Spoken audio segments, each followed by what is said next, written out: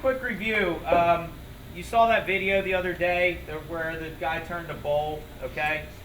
Just some review of the actual machine parts, right? We've got the headstock, we've got the tail stock, the bed, the tool rest, and up here is a guard. All right, generally we keep the guard in the up position.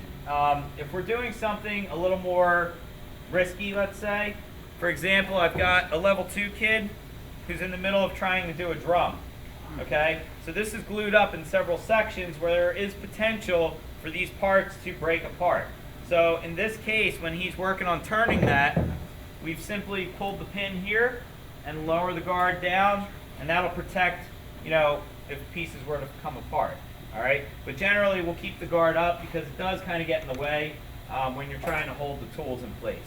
All right, on the tool board, we've got this brass knockout bar. All right, I sometimes call it a brass tappy-do, right?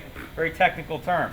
If you hold on to your spur center, we can run the knockout bar through the headstock, and the spur center comes out. This is what we hammered into the end of our turning the other day. If you guys look, it's kind of angled, kind of like a door wedge. That's called a Morse taper. All right, the Morse taper, to install it, you just jam it in place and it stays there. All right. Okay. To get this installed, we already established where that spur center is going to go. Vin, can you see? You want to come up? You good? Okay. All right, so we're just going to install that. And to move our tailstock, this lever unlocks it from the bed, so down is unlocked, up is locked. Okay, so we're going to unlock it, slide it on the bed, and lock it in place. Now we still have to drive our live center into the end of the board. So this lever unlocks our hand wheel. We're going to tighten that up, and we're going to lock our hand wheel in place. Okay, so that should be nice and tight. Last thing we have to adjust is the tool rest. Okay, there's two adjustments: the height of the tool rest and where the tool rest sits on the bed. So we're going to get as close as we can without touching the turning. And the tool rest should be about the same level as the center point. All right, so I usually angle it like this, set it at the same height as the center point of the lathe, tighten everything down. And we want to spin this around, make sure it doesn't hit any part of the tool rest. So we're good to go. In the video, when he first started the lathe the first time, do you guys remember what he said to do? No? Okay. He stands to the side. All right, why? Raheem. Flies off. Okay, let's say I forgot to tighten something or I didn't install something correctly and this piece comes flying out. If I stand off to the side, it's not going to hit me or anyone else. Okay, so I'm off to the side. That area is clear. To start this lathe, there's a red switch. You pull it on, push it to turn it off. Okay? And there's also a digital speed control. So we can just turn a little knob and adjust the speed. For starters, we're going to start at about 1,000 RPM. All right, it's not really that critical. All right. So we're going to start off, we're going to use basically 4 different turning tools for today. This one is called a gouge. He used this, a similar tool, that he called a super flute bowl gouge, which was much longer. This one is a spindle gouge. All right, the spindle gouge is just going to make very rough cuts. It's going to remove a lot of material quickly to get it from a square to a cylinder. All right. Now the way to hold the tool, your dominant hand. So I'm right-handed. Your dominant hand should be on the wooden handle. Your other hand should be on the metal part of the tool, right up close to the tool rest. Now that might seem dangerous, but that actually helps you control the tool. All right, if you're way back here, you really don't have any control. I'm going to switch sides just so you guys can see what's going on. And if I keep my hand right up against that tool rest, it'll also help keep a nice straight cut as I go across. All right, one other safety thing. We do have face shields. I do not require you to wear these, but if you want to wear them, they will help keep the chips out of your face from going down your shirt. And in the back, there's an adjustment. So you can just adjust it so it's tight against your head. You're good to go. okay? So I don't require these, but you can certainly use them if you want. All right, here we go. I'm going to start off. We always touch the tool rest first. If I hit my piece of wood first, it's going to slam the tool down. It's kind of scary. So always hit the tool rest first. We're going to go back and forth.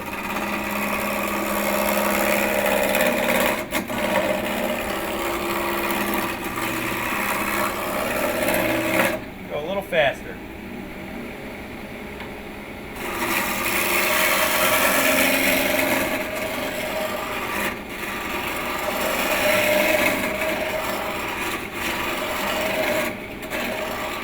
That looks like it's rounded, right? If I sit my tool on top, you guys see how that bounces around? That means there's still a flat spot on there. So I'm going to go a little bit more.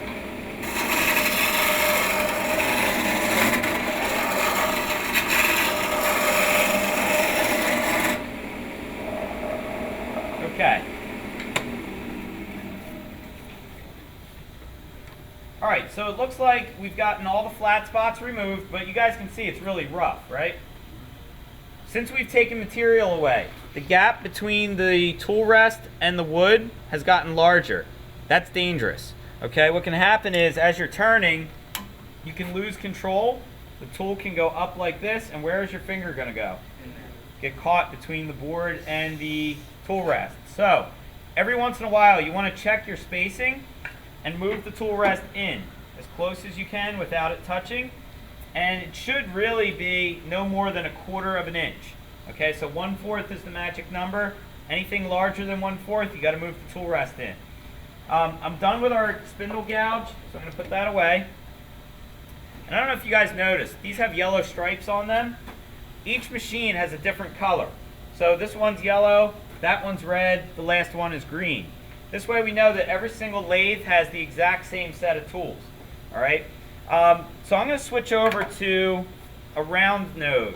All right, in the video they called this a dome scraper, but it's also known as a round nose. The end of it is rounded. I'm going to put the sharp end facing up, and I'm just going to start cleaning up some of this rough part. So here we go.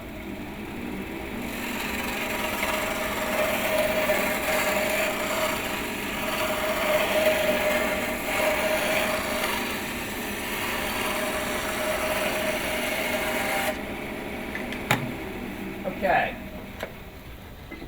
When you look at a regular baseball bat, there's 3 different sections that we need to deal with, right? You've got the knob, you've got the handle that tapers up to the barrel, right? So we have to lay out these 3 different sections, okay? The other thing you guys have to remember is on the end we put a little hole, and on this end we used that saw and made those 2 cuts, right? So you don't want that in the end of your project. So what we're going to do is mark a line about 3/8 of an inch in on both sides, because that is going to get cut off at the end. All right. I also want to mark out the size of my knob, and I want to mark roughly the center where it stops being a full-size barrel and it starts going into a handle. Get those marks all the way around. I'm going to hold the pencil excuse me, right up against the turning, and we'll start it up. Okay, now to separate those, we're going to use what's called a parting tool. This kind of looks like a spear.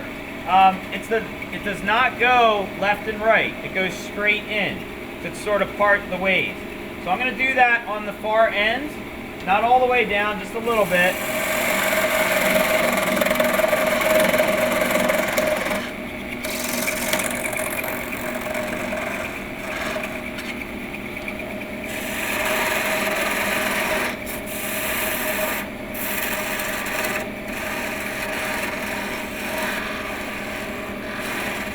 Okay, and then on the inside, whatever part I stop at, that's going to be the diameter of the handle.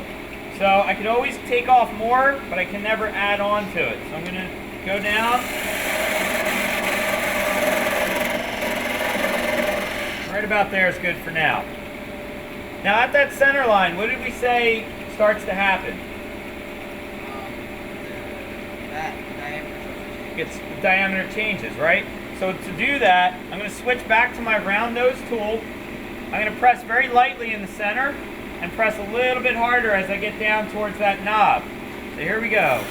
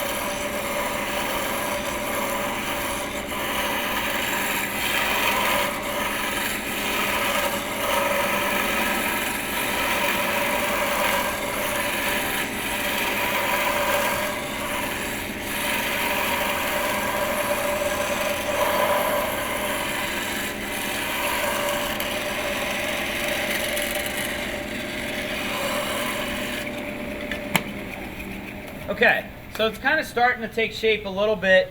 What do you notice doesn't really look right when you look at this so far? Yeah. What's that? The end of it. The knob? Yeah. Okay, what's wrong with the knob? You're right, but what doesn't look right?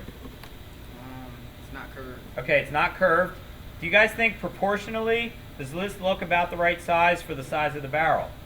No. No, so we got to make it smaller, okay? If I would have left the barrel much bigger, this would look more like a club, right? We don't want that. We want a baseball bat.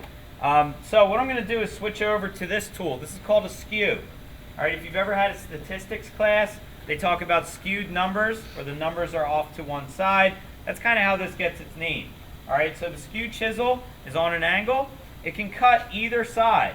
All right, so to do this, I'm going to keep the tool kind of in the same spot, but I'm going to move the back of the handle. All right, and that'll kind of round over part of the knob. Then I'll flip it over, do the other side, and I also want to round the top of the barrel. So here we go.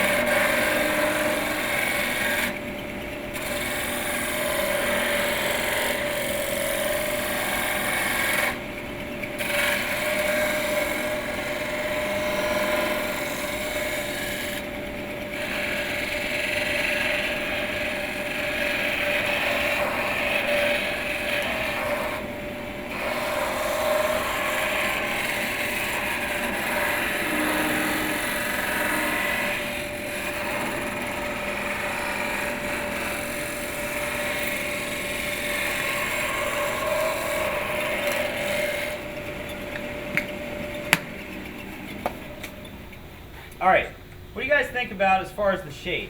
Does it look about right? Yeah. Okay, so right now it's pretty rough. What do we need to do?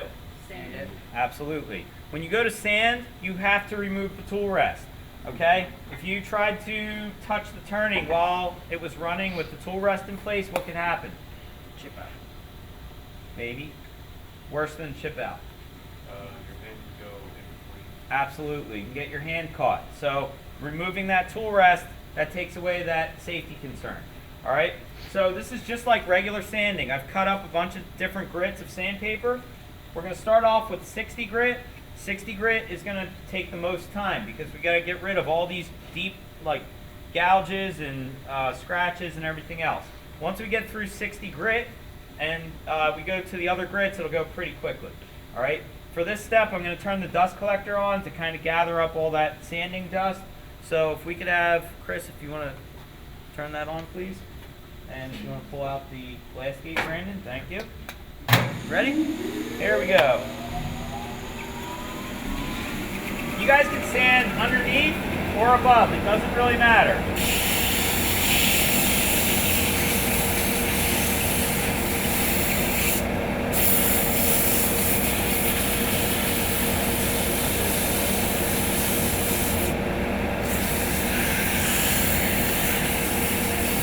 One thing you guys want to make sure of is that you follow the curve of your turning.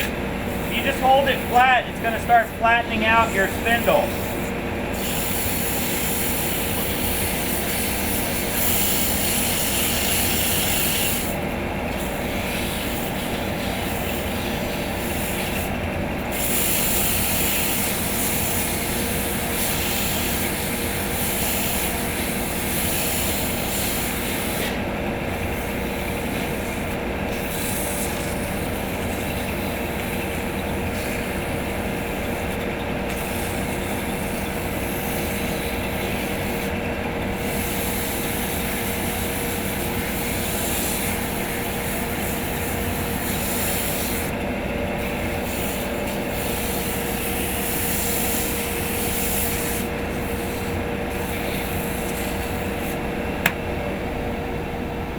Okay, so now I'm just gonna check, make sure all those chips are gone, and there's no major like gouges or anything else. All right, cool. We're gonna move up to 80 grit.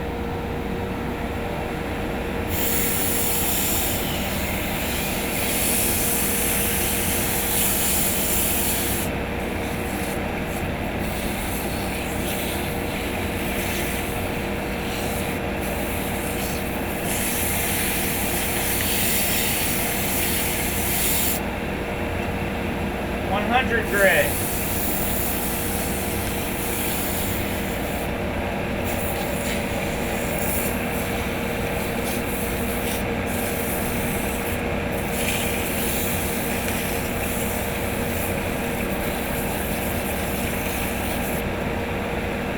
So guys, as I'm sanding, creating some friction. What does friction cause? Yes. So if you feel like your hands is starting to get a little warm, what should you do? Take your sandpaper off. Take a break. Stop sanding. All right, just be aware of that. If you press too hard, it's going to warm up pretty quickly. Okay, so that was 120. Now we're up to 150.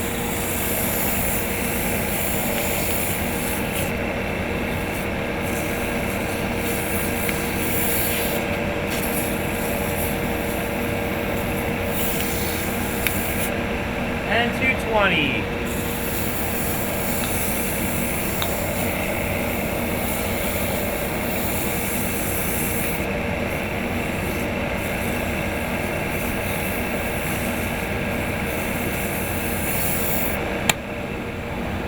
Let's see what it looks like.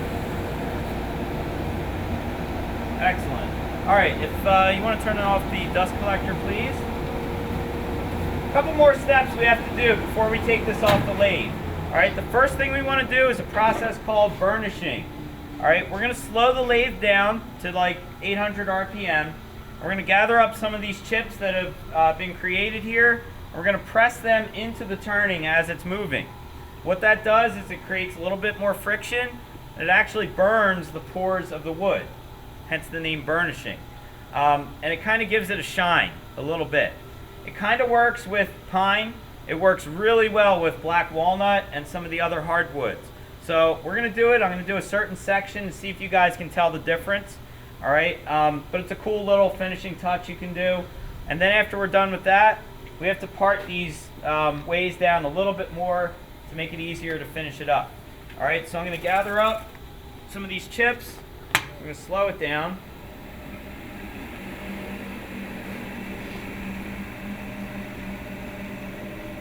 Okay.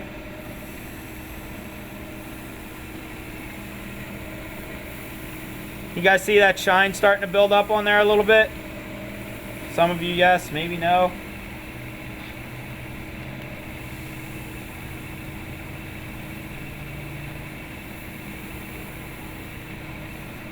Yes? No?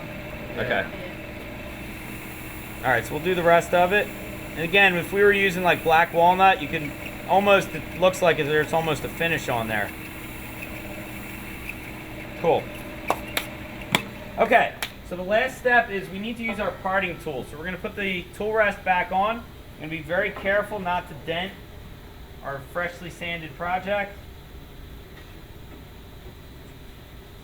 And we're going to grab our parting tool again. Speed it back up. And we're going to go straight in.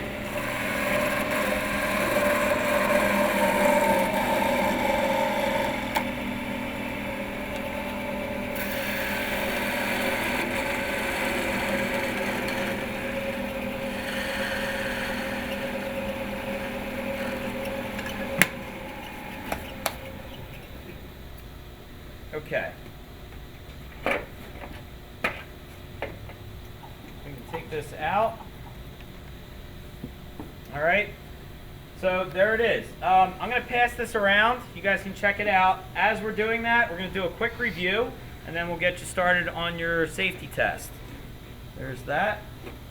All right, little review. When you're starting the lathe for the first time, where should you stand? To the side. To the side, or yeah, the left, but definitely out of the line of fire. The tool rest should be how far away from your turning? 1/4 of an inch, no more than that. It can be up close without touching, but no more than 1/4. What should be the height of the tool rest? Center. Okay, the center line of the project. Excellent. What do we need to wear when we're doing our turning? Safety glasses. If you're right-handed, what part of the tool should your right hand hold? The handle, yes, very good. Okay. If you need to, or when do you need to adjust your tool rest? When it gets too Space. When the space is too large, right? More than 1/4 inch. From yesterday, when we glued up the blank, a couple things you have to be totally sure that you do is what? We put glue on one side or both sides? Both sides. And what else did we use? Clamps. Clamps. Definitely have to use clamping pressure. Yes. All right. Can we hold sandpaper under the turning while we're sanding? Yes. Yes. Just as long as the tool rest is not in place. Is it safe to touch the turning while the tool rest is in place? No. Very good. Would we adjust all of the adjustments while it's running? No. What's the only thing you can adjust while it's running? Speed. Yes. Now, speaking of that, before I turn you guys loose, this lathe has that digital speed adjustment. It's just a knob. Okay? The other lathes over here have a manual speed adjustment. So the way that works, excuse me, gentlemen. Sorry. On this lathe here, to adjust the speed, we start it up first, pull the handle out, and you can turn it left or right to get different speeds. Push the handle in to lock it. Okay? So that's the only real difference between these two lathes, or 3 lathes. Okay? Questions? All right, excellent. Let's go back and do our safety test.